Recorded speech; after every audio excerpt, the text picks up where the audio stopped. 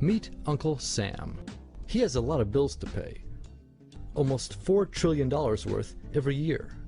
Uncle Sam's income is a little over $2 trillion per year. To make up the difference, the deficit, he does what most Americans do. He borrows money. When Uncle Sam takes out a loan, he calls it a bond. Bonds can be held by banks, investors, or even foreign governments. Uncle Sam has to promise to pay interest on these bonds, just as you do on any loan you take out. Ever think about paying your mortgage with your credit card? That's exactly what Uncle Sam does. He takes out new loans, new bonds, so that he can make payments on the old ones. All those loans, and especially all that interest, adds up.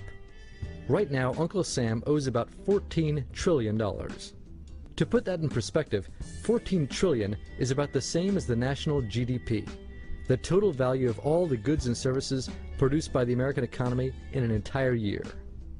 It's such a huge amount of money that Uncle Sam is starting to run out of people to borrow from, and he's having trouble just paying the interest on his loans. The obvious solution would be to either cut spending or increase taxes. But if he cuts spending, the people that he's spending money on would complain that they don't have money to spend, and that he was hurting the economy. If he tried to raise taxes enough to close this gap, not only would people definitely have less money to spend, he'd probably have riots on his hands. So Uncle Sam chooses the easy way to make money. Just make it. He calls up the Federal Reserve, which is our central bank, and, like magic, dollars are created and deposited in banks all around America. The problem is that the more of something there is, the less it's worth. Same goes for the US dollar. The more dollars there are, the less each one will buy. That's why commodities like gasoline, food, and gold become more expensive when Uncle Sam does his money-making magic. The commodities aren't really worth more. Your money is just worth less. That's called inflation. Remember the foreign governments that lent money to Uncle Sam? When they lent money to the American government, something interesting happened. It made the US look richer, and their countries look poorer.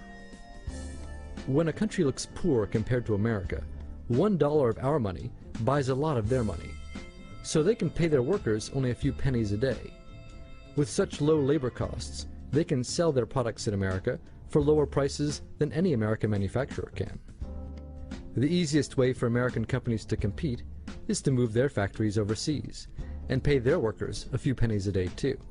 This contributes to a recession. Americans lose their jobs, stop paying taxes, and start collecting government benefits like Medicaid and unemployment. This means that Uncle Sam has even less income and even more expenses.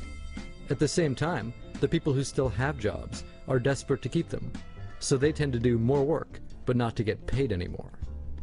When your dollars are worth less and you're not earning more of them, that's called stagflation. And this is why Uncle Sam is in a catch-22. He can't raise taxes or cut spending without making the recession worse. And he can't have the Federal Reserve create more money without making inflation worse. For now, he can keep borrowing money, but since he can't even pay the interest on the loans he already has, it just makes his inevitable bankruptcy even worse. Whether it's in 2 months or 2 years, the day will come when Uncle Sam can no longer pay his bills.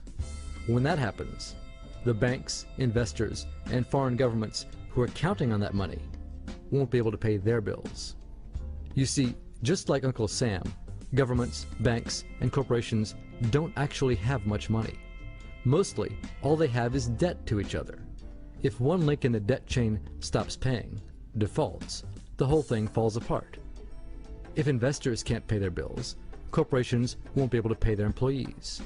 If banks can't pay their bills, you won't be able to take out a loan, use a credit card, or even withdraw your savings. If foreign governments can't pay their bills, their own banks and corporations will have the same problems. That's called a global economic collapse. It's never happened before, so nobody really knows how bad it will be, how long it will last, or even how we'll eventually get out of it. The house of cards has already been built.